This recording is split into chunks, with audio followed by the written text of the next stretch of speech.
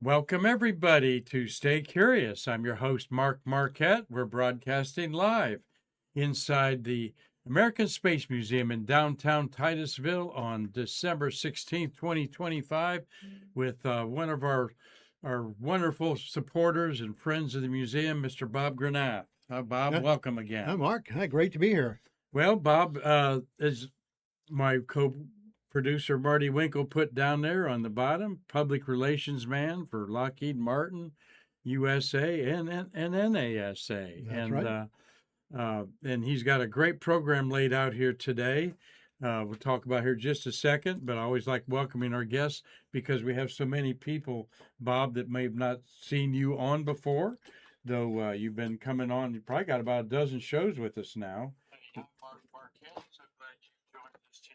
I don't hear any echo on there, Marty. That's good as I pull down our comments here. And Bob, tell everybody a little bit about where you grew up, how you got in the space game. All right. I grew up in the Atlanta area and was fascinated by the space program throughout my childhood, and often thought I'd like to get into work into the space program. And in 1983, I had some friends with Lockheed up in Marietta, Georgia, where they build a C-5 and planes like that. Mm-hmm. And they sent my resume down here, and a guy who become my boss, Dr. John Williams, who was director of public affairs for Lockheed here at the Kennedy Space Center, called me up one day and asked if I would be interested in working in the space shuttle program at the Kennedy Space Center. And I resisted the temptation to say, "Are there cows in Texas?" Right. But it worked out, and I had a chance to come working here, and I spent 35 years working for, as you mentioned, Lockheed and United Space Alliance. And then after the end of the shuttle program, I went to work at the press site and been retired since 2019. But I still go out there and help out when I can, and I've been appearing on the podcast here, Stay Curious, for the last year, and it's a great experience. We get a lot of good feedback, and I'll enjoy telling the stories and listening to the stories that others have to tell. Absolutely. I've had a good time talking with you today already about some things, and you're going to hear a great program today. Bob, envious for me, could have maybe my life could have gone that way. I went different ways in the news business, but it's still we've got a bond of media together here Oh with yeah, us. Since you know that, I always love talking about the media stuff. And it is holiday season, and Merry Christmas to all you out there from Missile Land, Florida. This is a 1960s postcard by the great illustrator Don McKay of NASA. We'll put a few of these, and also some Hanukkah well wishes to everybody out there. And Kwanzaa, Hanukkah's underway. There's Santa on with some aliens that came by to play poker with him. Santa's got his long johns on the back there, and a rocket's going off. And look on the back of the boat there, on the back porch, is this artist, Don McKay's self-portrait of him yeah, with an easel yep. there. You got like a leprechaun over in the right-hand corner doing something there. So the word is always whimsical when you're talking about Yeah. the holidays as Don McKay portrayed them in the 60s and 70s. But there's you up there today. You're going to talk about the world's premier spaceport. Right. Think about that, folks. The world's premier spaceport. Where is it? All right. I think you know where it's at, Kennedy Space Center. And tomorrow, my privilege to have on Kevin Loudermilk. He's the chief operating officer of Via Space, CEO's chief executive officer Mhm. also. I see Kevin at a lot of, I've heard his talk many times at Yeah. Chamber of Commerce and other committees that I'm on. And so anxious to get him in here. We've had about 6 of the engineers of Via Space. Oh, cool. Do you know much about Via Space, Just a Bob? little bit. I'll They're be based in Cocoa, Florida, the right. only space company based in Florida. They have about a 30-foot tall, maybe 40-foot tall, solid mode rocket fueled by Yeah. plastic. It's inert. Yeah. Your rocket's laying there. We've got 2 in the kit in our conference room of their early stages. That if you could get them lit, they would put us 2.5 tons in orbit. Wow. Yeah. So going to hear all about that from Kevin Yeah. on tomorrow there. So stay curious with that. Friday, we got Carlton Bailey's going to be on. CB, Oh. don't see anything from CB there. You got some comments going there, Marty? I just see one. Just about sounds good. Okay. Well, Good. Okay. Uh, so I was looking for some of the discussion there. Share. Let me get that up there. Great. Sounds good. We got this is Bob's website. Tell us a little bit about spaceagechronicle.com. Well, after I retired, I had talked to so many people over the years. I wrote a lot for NASA's website when I was working at the press site. And I thought, there's all these stories people told me that, I'd like to share that. So I set up my own website I call spaceagechronicle.com. And if you go to that site, you see some stories that people have told me and some updates on some of the things going on now. But try to focus on NASA's history, tell some of the stories, some stories you may not have heard. And then as we get farther downstream from our early history, some of the history has started to fade, and people who are telling it now sometimes get some things confused. And so, one of the things I like to do is make sure we get history straight and tell the stories the way things really happened. Yeah, and I'm going to tell you all, I might been a little guilty of that up in Tennessee, writing a weekly space column once a week for 22 years, wrote over 1 million words. But Wow. I'd say there's a few urban legends that I perpetuated that I found out from maybe the horse's mouth or the source exactly what the truth was. None more poignant to me than the urban legend that NASA did not know that Jan Davis and Mark Lee were married when they flew together on a space mission. You know what I'm talking about? Oh, I know what you're talking I about. forget but the of mission course, number. they knew. Someone will, and of course they knew. And when I put that on a Facebook post with Jan on her birthday, she commented on it and said, "Please correct this, Mark. NASA knew Mark and I were married. We were in a church wedding because the rumor was that they did a Justice of the Peace wedding and then got a formal wedding after they came back from space. Now they were sleeping different times. They were a blue team, red team, so Right. probably no hanky panky, but Yeah. human nature we are. Everyone wanted to contemplate about a married couple being in space. And NASA knew about it. They were married in a church and had been divorced for 30 years. And I would never bring it up to her, period. Even interviewing in here. If she wants to bring that up, that's fine. And we see Mark Lee all the time at Space Center. Right, Marty? Yep. He's got a bunch of autographs from Mark Lee. He's a regular out there. And I don't know. I've never heard anybody put him on the spot in a question, but some people like to do that too. So just telling you, the urban legends out there, watch out. Don't let the facts get in the way of your story.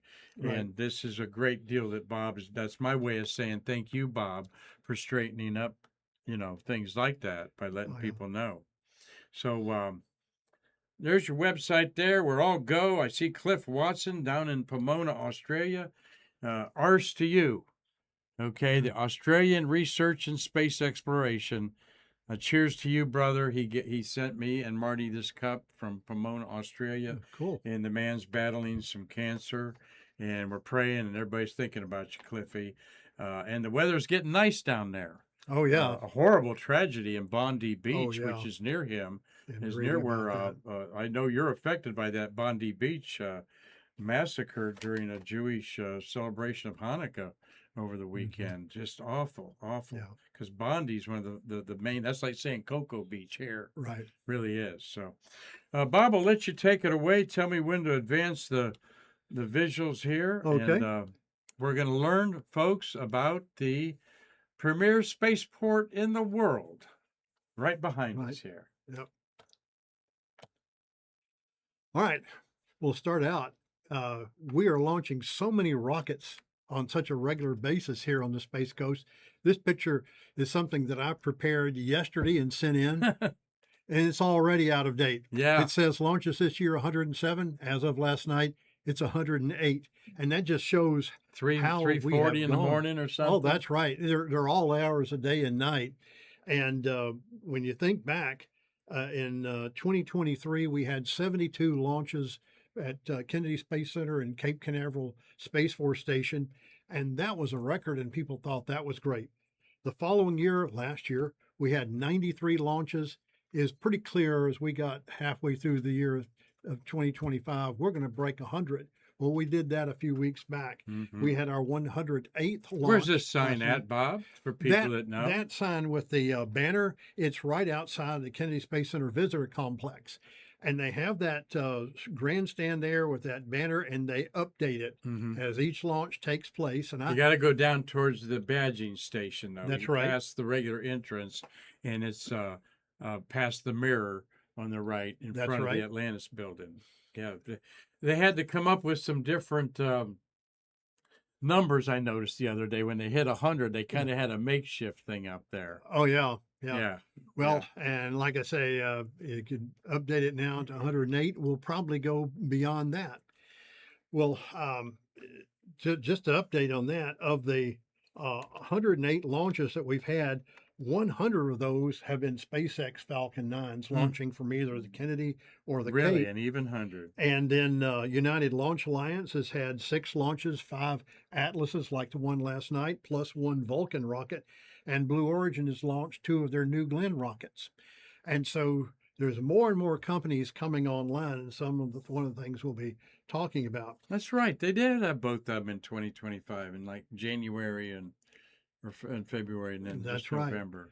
Now, the photograph you have here is back in August of 2017. We had a SpaceX Dragon launch to resupply the International Space Station. And just a couple of days later, we launched an Atlas V, taking a tracking data relay satellite to orbit. 2 launches that close together would have been unheard of before 2017. And that's typical of what we have now. And in fact, in recent months, we've had as many as 2 launches in one night. The last 2 launches of last year, one went off, and less than 3 hours later, another one launched, one from Kennedy Space Center, one from Cape Canaveral. And that was just a good example of how we have moved forward in the way we operate and do business. And that's because we have transitioned Kennedy Space Center into a multi-user spaceport. And the background on that is for about 50 years, Kennedy Space Center was, and all their facilities were prepared to launch the rockets of the Apollo program. And, for example, here you see the Apollo 11 vehicle rolling out of the vehicle assembly building in 1969. But for many years, it was built to support the Apollo program. Then after Two structures there, one in the distance. Oh yeah, there's we a only mobile have one launcher for there Artemis off to that the they're right. Yep. rebuilding, but 2 mobile launchers functioning there. Yep. Yeah, But we that's- got into the 1970s, we started preparing for the space shuttle program, had a lot of new facilities built. So for 30 years, we were supporting the space shuttle program. And you have a sprawling complex at Kennedy Space Center with all these buildings there. Many of them were built originally for Apollo, then converted for the space shuttle. We have facilities built just for the space shuttle program. And then in 2011, the space shuttle program came to an end. So, what are we going to do with all of this that we have, all of this infrastructure just to support shuttle? Shuttle's going to an end. And so, what happened? The center director at the time was Bob Cabana, former astronaut, and he had a vision. foreground there in the Yep. foreground. Right, that's him on the right. In the middle is Mike Coates, who was at the time the director of the Johnson Space Center in Houston, Former astronaut. also a former Mhm, astronaut. thought so. Yep. And so Bob Cabana started pulling together a team, and he had a vision for something better going forward. His idea was for a multi-user spaceport. It would change the focus from big government and NASA only to partnering with other organizations. And so he started working toward this concept of making Kennedy into a multi-user spaceport where NASA had always operated with contractors. The space agency says, this is what we want to do. We need this kind of a rocket to launch this spacecraft. So they'd send out a request for proposal. Companies would come up with a bid. They'd select one. That rocket builds a rocket for NASA. And that was the way they operated for 50 years. Now, with the emerging of the commercial space business, NASA says maybe we ought to just leave that part to industry itself. And so what happened was he asked Janet Petro, his deputy center director, to put together a committee, go study how we can build on what we have now and looking into the future and partnering with commercial space industry.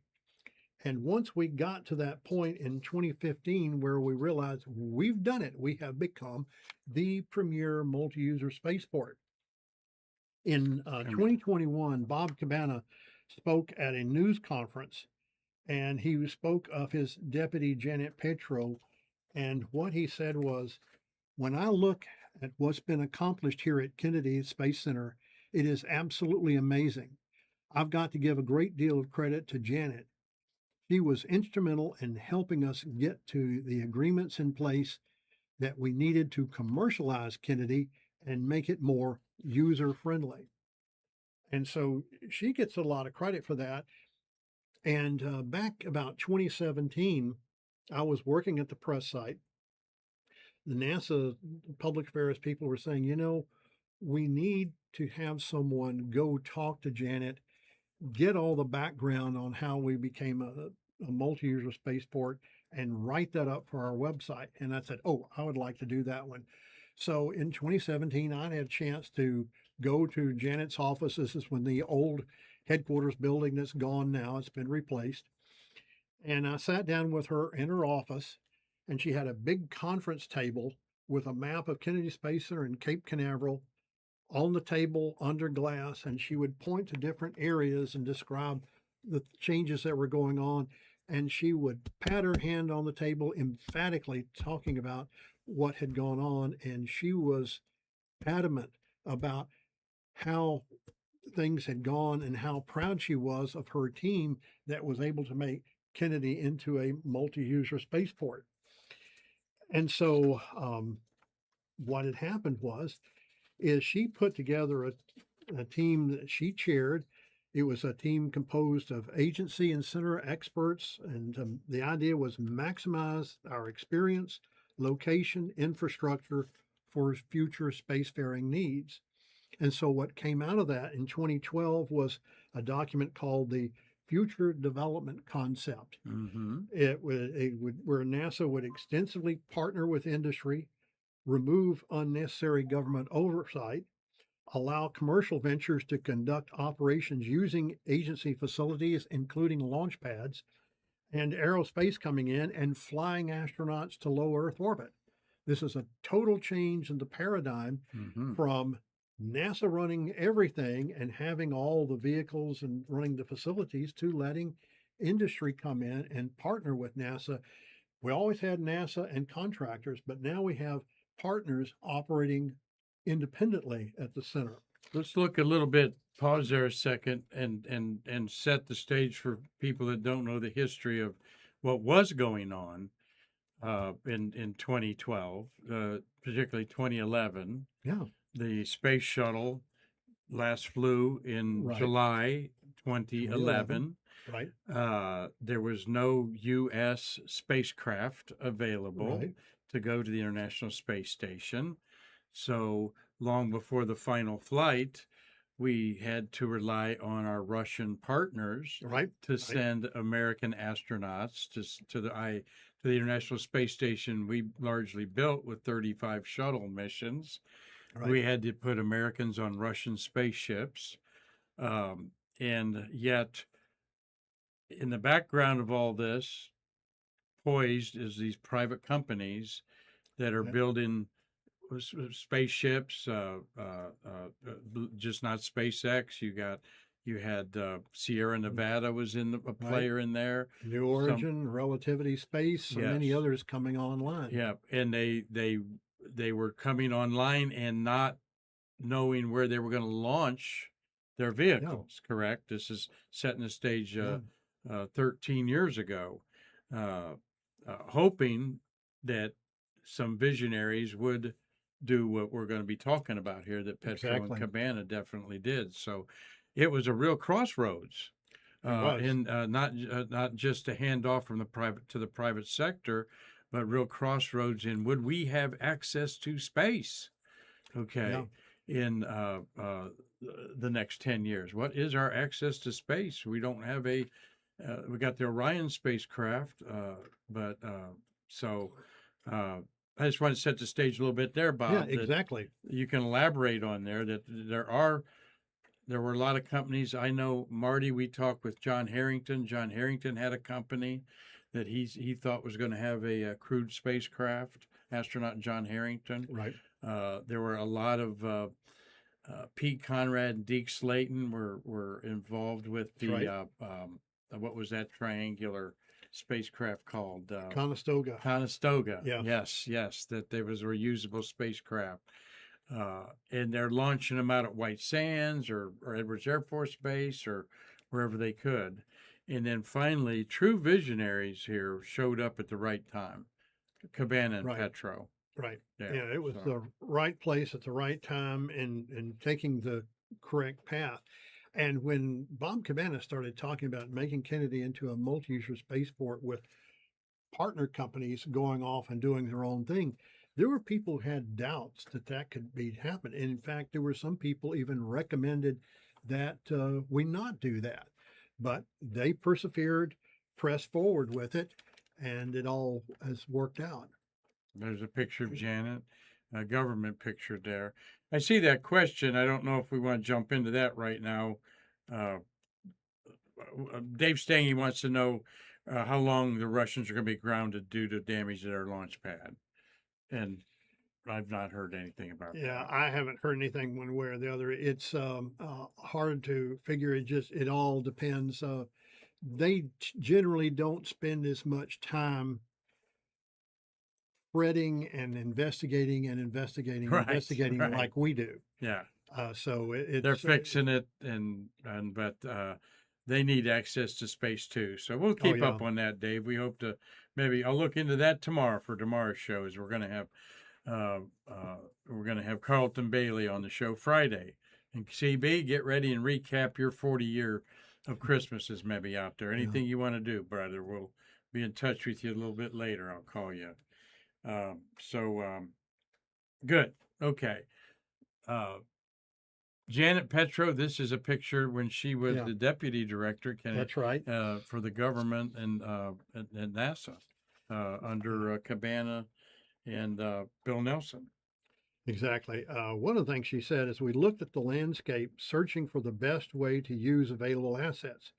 We realized we needed to change our focus from big government NASA-only Space Center to the agency partnering with others. And so what are some of those assets? Well, one of the things we used extensively in the Space Shuttle program was the orbiter processing facility. We had 3 hangars where we processed the Space Shuttle orbiters. And so what you see here is this is inside what was OPF Bay 3. It is now called the Commercial Crew and Cargo Processing Facility. It's where Boeing is assembling and processing the Starliner spacecraft that will take crew and cargo to the International Space Station.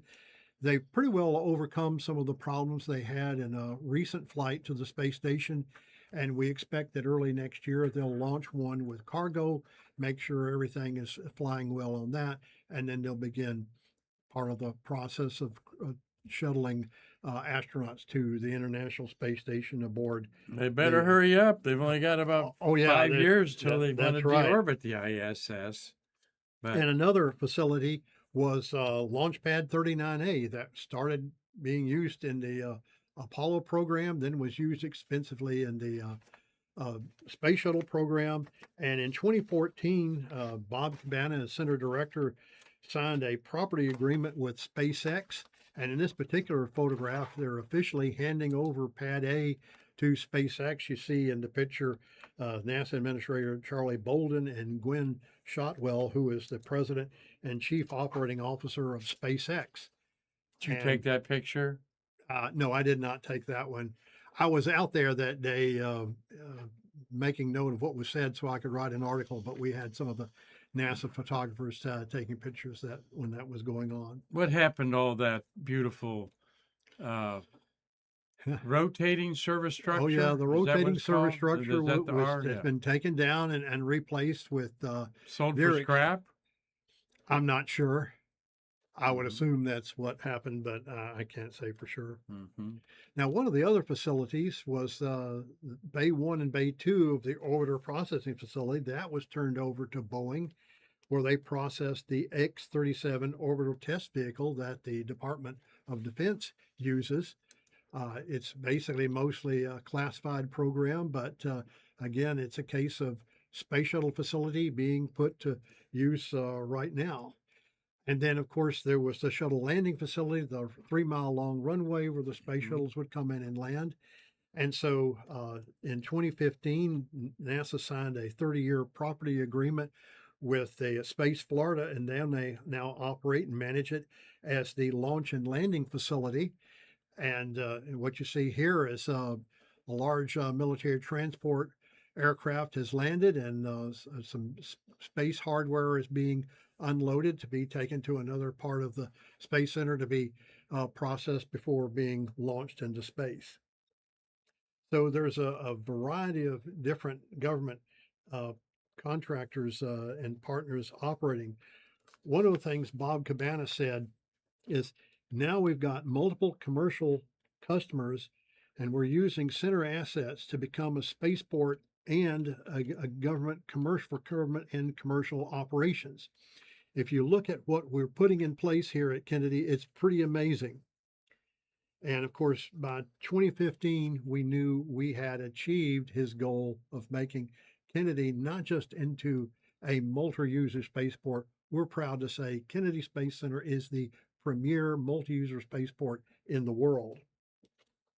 And in fact, in 2015, he said, we have achieved the goal of building a multi-user space launch complex with modernized infrastructure for more cost-effective operations serving multiple users.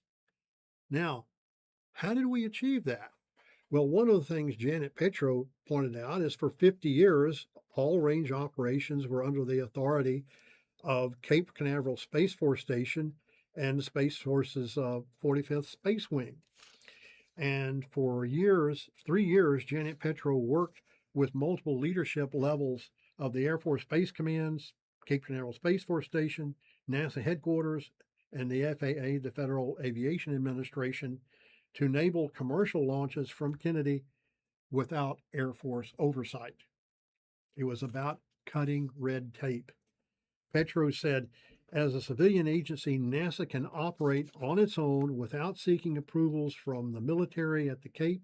It also allows the commercial operator to make the best business decision for themselves and operate on their own. In other words, you don't have to say, Mother, may I, all the time. And so one of the other individuals I talked to when writing this up was Trey Carlson, who at the time was the master planner in the center's planning and development directorate.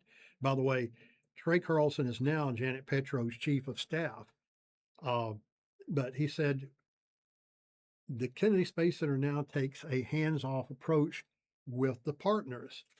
One of the things he said is in supporting these partners, we don't schedule the commercial partners' operations. Instead, we review their plans to ensure we can provide our emergency operations center to support launches and other hazardous activities. And on a day-to-day basis, Kennedy provides power, water, propellants, gases, information technology, security, safety, and fire rescue services. Mm-hmm. So Kennedy is like a city that has all of these utilities that support these partners, but they basically operate on their own. Now, one of the things that was taking place in 2017 is Langley Research Center and the Armstrong Space Center out in California sent some F-18 jets out here to study sonic booms. And occasionally they'd fly the aircraft over the center, trying different techniques to reduce the boom and the shaking you get from a sonic boom. NASA's working on building um, an aircraft that can fly fly in excess of Mach 1, faster than the speed of sound, but do it in a way that creates such a minimal sonic boom that it doesn't rattle a whole house and in farms frighten the cows and the chickens, that it's now just something that sounds like somebody closing a car door. Well, in doing this testing, SpaceX said, well, we've got a day when we do want to do a static test of a rocket engine. And we don't want that happening when they're doing sonic boom testing. So what NASA did is got the Armstrong Langley people together with the SpaceX people, got them talking so they could make sure that when they were flying the sonic boom flights that they weren't doing at a time when SpaceX needed to test those engines. So that's the part that NASA plays, is they let these people do their jobs, but they kind of get in and act as a traffic cop to make sure one partner doesn't get in the way of the other. So what Carlson says is we don't schedule the partners' operations. Instead, we just review their plans to ensure that we can provide the emergency operations and do this on a day-to-day basis. And one of the things that really paid off on that was in February of 2017, SpaceX launched their first Falcon 9 rocket from Launch Pad 39A at the Kennedy Space Center. So that was the third type rocket launched off that pad. We'd launched the Apollo Saturn V. We've launched the space shuttles. Now we're launching SpaceX Falcon 9. So we had successfully transitioned in that area. Now, another person I talked to was Tom Engler. Cutting the red tape. Yeah, that was it. So you put that slide in there to talk about cutting the red tape and trying to, these oversight committees. One of the legacy managers is always complaining about too many meetings, not enough action. Right. You have to. This is a risk-taking business with a lot of safety nets built into it. Right. And when you talk, and next you're going to talk about this gentleman, Tom Engler, and I just wanted to. Right. Oh no, there's the SpaceX. That's that first SpaceX launch from Pad 39A. Yeah, let me know when to advance there, my friend. But now that was a big day, and that was one of the first things that said, yes, we are now a multi-user spaceport. That was a big day, and in that first year, maybe they launched 40.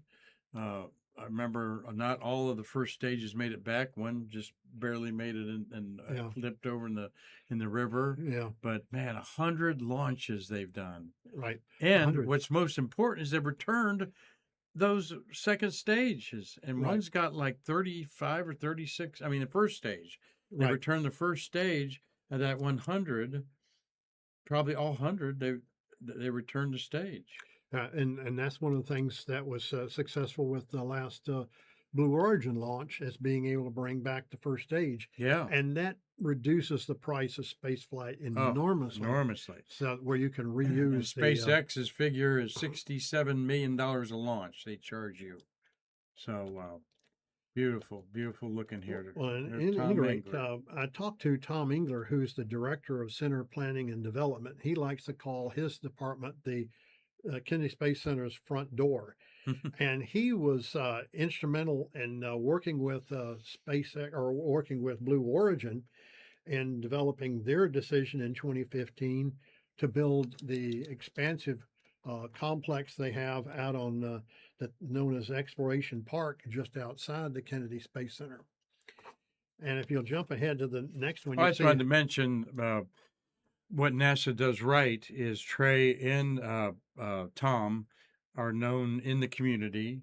They would know me from being at Chamber of Commerce meetings where they've given their talks and shown up. Usually they're at least once a year, either one to talk about what we can expect happening Sure. so to speak, across the river here, 9 miles away. We're just Yeah. 9 miles away Right. from the vehicle assembly building where Bob and I are sitting here. So the community is very invested in Yes. what goes on over there, and what these gentlemen have been at the forefront talking about for 5 years is what is maturing right now: a new economic boom, Exactly. a new optimism in the community Yes. for the social services that are being provided have a broader base. And in the last 3 years, 13 new hotels have been built in the Titusville area alone. Yep. 13 new. And so also goes along with the tourism.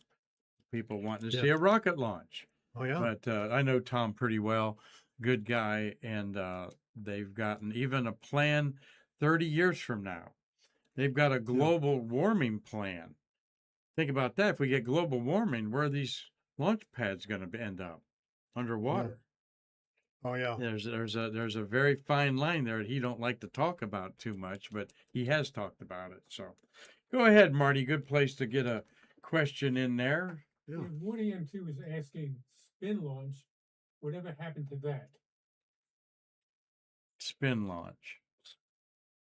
I don't know what spin launch is. Um, Setting Not up, part of this conversation anyway, Marty. I don't know what that means, but spin launch. well, set up, load up says spin launch has pivoted from focusing solely on the big centrifuge to building their own satellite constellation. Yeah. Yeah. Well, there's been a lot of different theories and ways to do it. And yep, and I know what they're talking about, just a slingshot of things into space, but yeah. everything from satellite rockets underneath airplanes launch, that Pegasus thing is Right. an everyday thing, if that was so Right. easy to do. Yeah. But it's a technology there. Thanks for your question there. It's Yeah. a technology there, Woody M2 there. Um, I mean, you and I grew up with H.G. Wells, and the Oh big yeah. giant rocket was going to Oh fire us yeah. to the moon. Well. Or how Yeah, about yeah. Calvarite? Yeah, and of course, Let's have some Jules Calvarite on the side of a spacecraft. and Jules Verne's approach in from the Earth to the Moon was firing a great big cannon shell with people aboard, and so they were going to the moon not in a rocket, but they were fired out Yeah, of a right. big cannon. Yeah. So We there's been a appreciate lot all of your questions ideas, there. yeah, I'm not making light yeah, of it. Once you got his spin launch there, because there have been all kinds of concepts used for or considered for space flight. So you never know. well, but the best one though I've heard is during the Apollo era. Okay. If they just would have stacked up all the paperwork, they could have walked to the moon, right, Yeah, Bob? right, right. Well, Right, that was Marty? what they said for space shuttles. Once the paperwork stacked up as high as the shuttle, you're ready to launch. Good, good.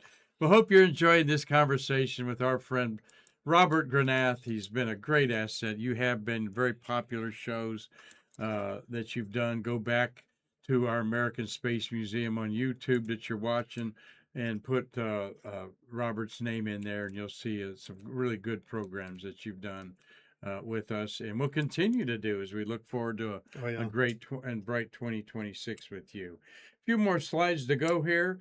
I have witnessed this and watched this. Our executive director, Karen Conklin, who passed away a year ago in August, kept telling me on the phone, I think I'm going to move down there. And she said, I think you're coming at a good time. You're coming at a good time. This was 7 years ago. And man, 107 launches. And I didn't even get up for the one last night. yeah, It didn't wake me up either, thank God. I needed yeah. the rest. Didn't wake me. But I used to watch every one of them, and Marty's a guy that's seen hundreds of them before Oh, yeah. SpaceX, and he's like, "You'll get over it," you know. So we Yeah. love them when they're in the middle of the day, so we get some people come over here buying out of our gift shop and taking tours. But Yeah. a lot of them seem to be at night. Yeah, And in fact, there was one just before sundown. I was just sitting in a chair in my living room. We have this big, wide sliding glass door, and it faces east. And I was just talking to my wife, and there one goes. So I get up and walk to. We have a bay window in our a dining area that faces east, and we call it our launch window. there So you I go. go over there and I watch it go up out of sight. Yeah. And so it was just, you're just sitting there having conversation. Well, there goes another one. Yeah. And I that's hear the you. great thing. Exactly. Depending which pad I have either side of the porch that I sit to just, Oh yeah, I'm like enjoy that. it. I know if it goes up here, it's On pad 40, it's over there, 39A, and yeah, 41's over here, you yeah, know. yeah. So you know where it's going up. I know exactly what pad it went Well, from. should we tell them how nice it is today since we're doing a Chamber of Commerce advertisement for moving down here for rocket launches? Oh yeah, Beautiful 72 degrees today. exactly. Yeah. A beautiful day. As they were saying on the morning, meteorologists are all saying room temperature day. Oh yeah. 72 outside, which a lot Well, of people set their indoors to that. one time I took my phone out in the front yard, have the house all lit up, you know, wreath on the front door, a little lighted Christmas tree near the front door. Take a picture of the house decorated for Christmas. I posted it on Facebook. And I said, and by the way, I took this picture wearing flip flop shorts and a t shirt. And the folks I know up north were saying, yeah, brag about it. That's right. Marty's got a question there from Jack Kennedy. Hey, Jack. What will be the U.S. Space Force Eastern Range management concerns with 3 Starship pads, Falcon Heavy, Falcon 9, Vulcan, New Glenn, Terran R, Nova, and the coming new year as launches exceed 115 or so? What's the yeah? If you didn't hear Marty's question in Yeah. full there for Bob, the U.S. Space Force 45th Space Wing manages that corridor, Right. and he's naming 6 that will surely be launching next year. Right. What's that going to do with the shipping? The cruise lines, this Yeah. is now the busiest port in the world. They keep trading it Right. off with Miami. We've got it now for a few months. Yeah. Well, I think it's just one of those things you have to just coordinate things. When a rocket launch is planned, you make sure that it's not conflicting with some other thing. You don't want a cruise ship traveling through an area where one of those rocket stages and to come back and land on one of the drone ships. And so it's just a case of making sure everybody talks all the time. And that's one of the things that Trey was talking about is the idea that we've got to make sure everybody's talking to make sure one guy doesn't get in the way of somebody else. Yeah. And it is not just what's going on at the Kennedy Space Center, but right around the area. Well, I've heard Trey talk about this. I've heard some other people talk about it from the Space Force. They are going to have to rethink the way they do launches, Bob. They can't shut down the beaches for like 3 months and beach season when Oh yeah. which I'm talking about not Play Linda is what I'm talking about shutting it down. Right. You've got because pad 39 B is really close to it there. Um, what they're thinking about is that rocket launches there'll be multiple days where more than one rocket is launched. We may have a day where we have 3 rockets launched within 2 hours of each other, as long as those are all going down the same corridor, they can shut down the same lane, that sort of thing. Or they just have to limit it, and they really think 145 is sort of like the max that they could handle right now. Yeah. They don't 145 launches. That is more than 3 a day. Okay, about 3 every 3 days is 145. Yeah. Well, I And think what they're going to have to do is just say, all right,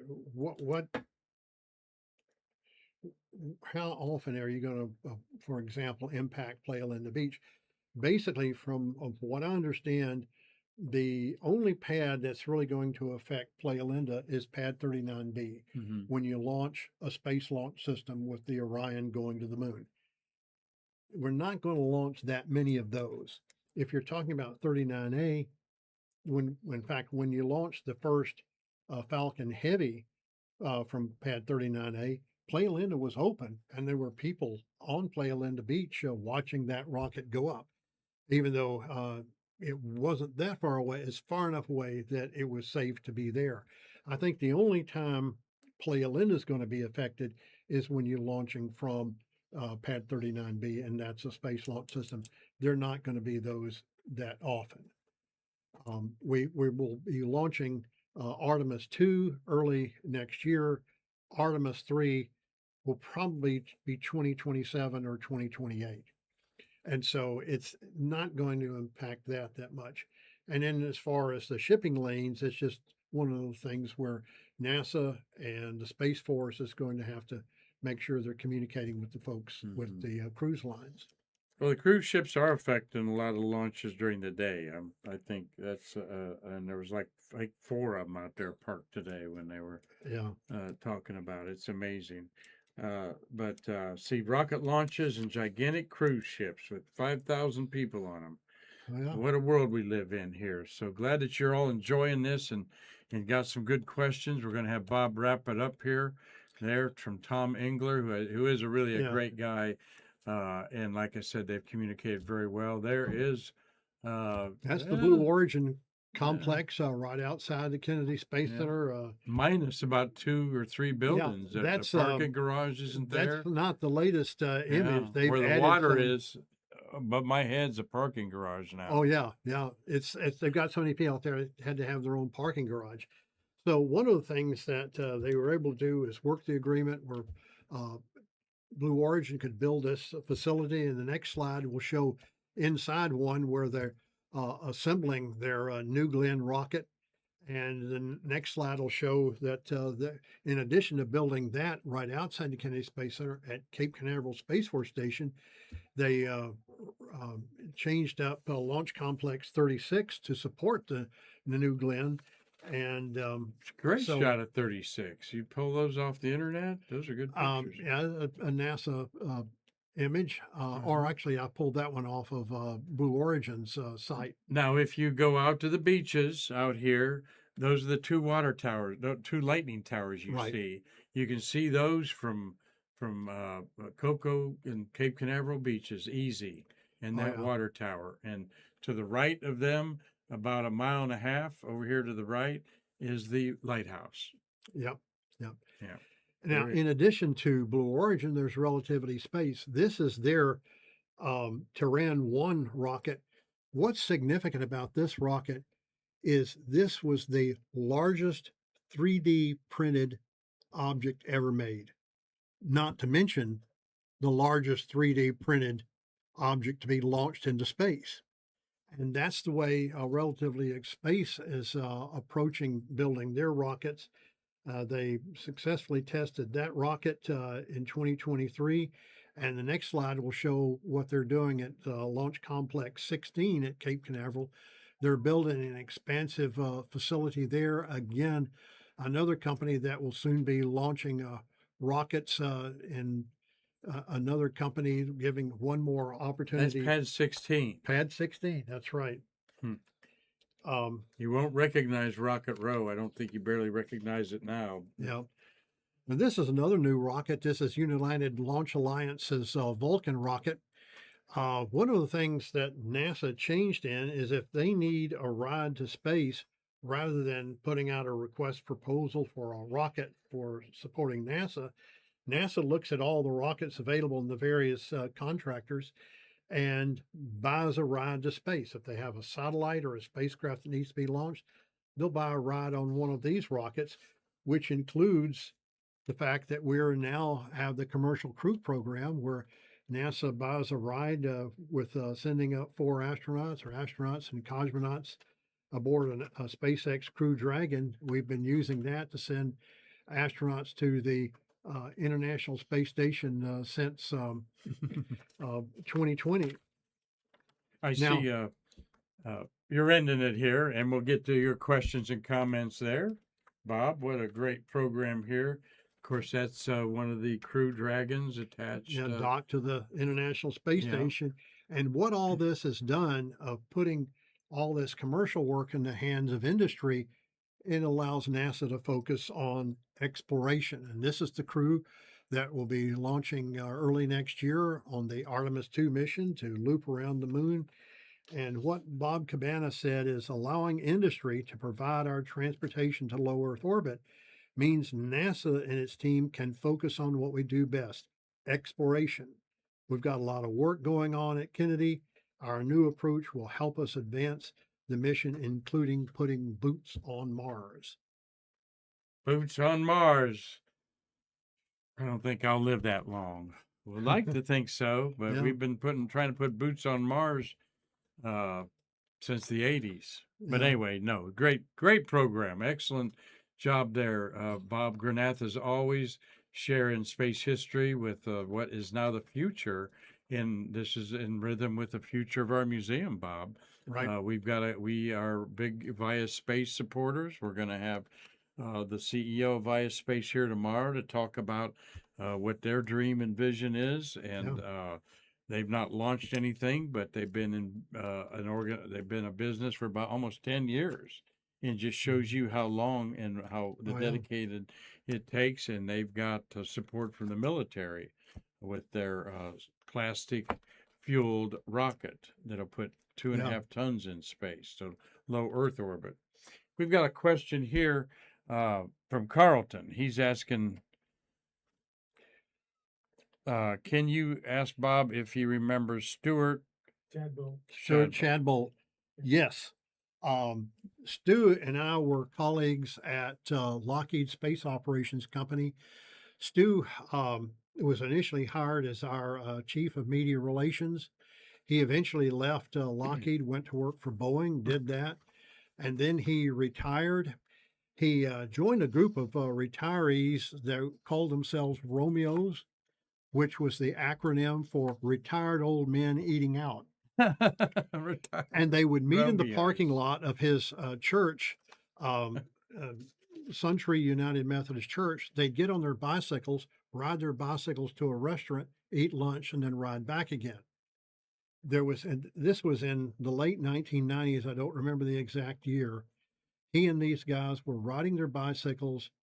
Stu's bicycle hit a rocket, threw him forward over the handlebars, and he hit his head, even though he had on one of those bicycle protective helmets. He hit his head on a palm tree, and it hit at such impact, it broke his neck, and he passed away a couple of days after that. But Stu and I worked very closely at United Space Alliance, and he was a very good friend. Well, Carlton remembers he got pictures to you, Bob, for the Stargazer newspaper on there. And that Stargazer was the Lockheed paper that That's right. A person like Carlton, a freelancer, would love to get his pictures in there and then get a check for it 6 months later. I'm sure it's quicker than that. Yeah. But also got some nice comments there from Janet Gretsch. Thank you for watching, Janet. She said movie director Peter Hyams envisioned a company called Con Almagran, and it featured Capricorn 1, the moon landing spoof on Mars, and Outland, the high noon in space spoof on there. Are you familiar with that at all? I remember both of those movies, yeah. But Stewart was a gentleman that led Carlton to you, Bob, back in the 1980s, and he hadn't heard about that tragedy there. But well, thank you all for watching. That includes, We got a question from David Palmer. Okay. Will NASA still need the VAB after the SLS Artemis program ends? I do like that question. Great question, David. That is a great one. And yes, NASA will continue to use the VAB to support the Space Launch System, but also the VAB is configured in a way where other industry partners could come in and use it. And in fact, adjacent to the VAB is the Launch Control Center, and SpaceX uses one of the firing rooms in that facility when they're launching their Crew Dragons off of Falcon 9. And that's basically the same question during Apollo program. Will the VAB be needed after Apollo? Oh, really? Yeah. The question was, would the VAB be needed after there's no Saturn V's in there? Right. And then they're going, we used it for the space shuttle for all those years, and we're using it now for SLS, and we could certainly use it for other vehicles in the future. And But we're going to see, like Bob is saying here, look what's changed in 13 years when no private companies were using the pad. 3 to 5 launches a year, if they were lucky, Yeah. going on after the shuttle era, which they only had 9 shuttle launches. That was the most in one year. Right. So it'll be used for different things in the future. Gee, Bob, I think it'd be a great place to stage the world paper airplane competition Yeah, off the in roof of there. the VAB. Yes. Yeah, yeah. How would that be if there is such a thing? And I'm probably there is. But how about in your public affairs voice there? Thank everybody watching today. All right. Sincerely. Let's see. We have RG Jubilee, uh, mostly parked. Tom Usiak, Steve Yoakum, Mark Teal, Tom Celentano. Celentano. Oh, thank you. Yeah. Dave Stange. Stangy. Stangy. Okay. Number 1 fan, Dave, and right behind him's Tom. All right. And then Cliff Watson. Down in Pomona, Australia. Oh, and yeah. we were talking about the Bondi tragedy. We send our Yes. prayers and thoughts. That's a horrible tragedy that's too often outplayed here in America. And his comments were that Bondi will change Australia. Yeah. Go ahead. Doug Forrest, Carlton Bailey. Hi, Carlton. Woody M2, set it up, blow it up. Okay. Jack Kennedy, and Janet Gritch. Yeah, great seeing Jack All right, Kennedy today. yeah. He's going to be a new volunteer and docent, and he's very involved at the Sands Museum out Yeah. there. You ever go out to Sands Oh, yeah. Museum in there? Have you seen the new reno of it?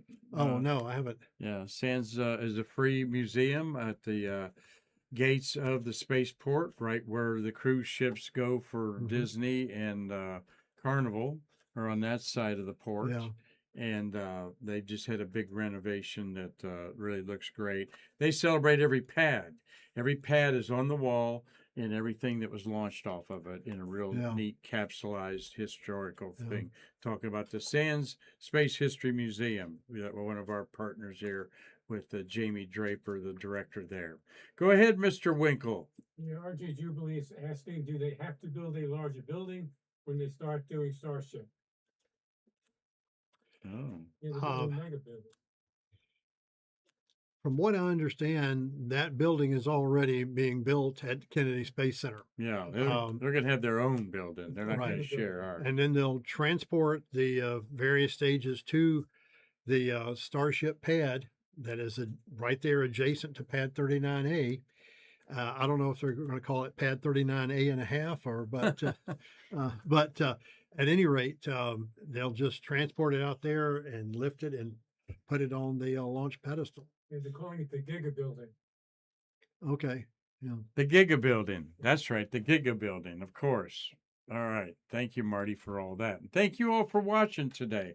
It's the holiday season, so like an astronaut tell me, slow down to speed up. And I say that to myself every day. Today is one of those days. I chaired an 11 o'clock in the morning flag and memorial committee member with 10 members planning our astronaut memorial January 25th at Spaceview Park. Then, of course, come and answer a bunch of email and post some Facebook things, and then go at 2 o'clock to a Titusville Area Visitors Council party where we had a gift exchange at one of the restaurants here. Made it back here for you today.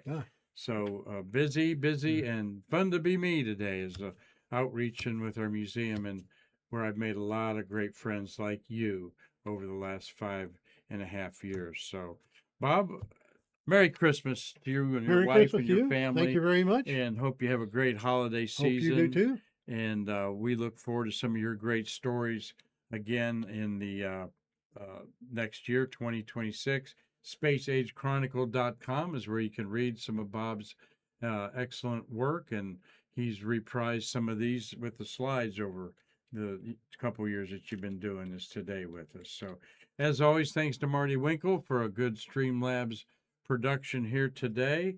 And we're going to tomorrow catch up with some who's in space, what's going to happen with the International Space Station.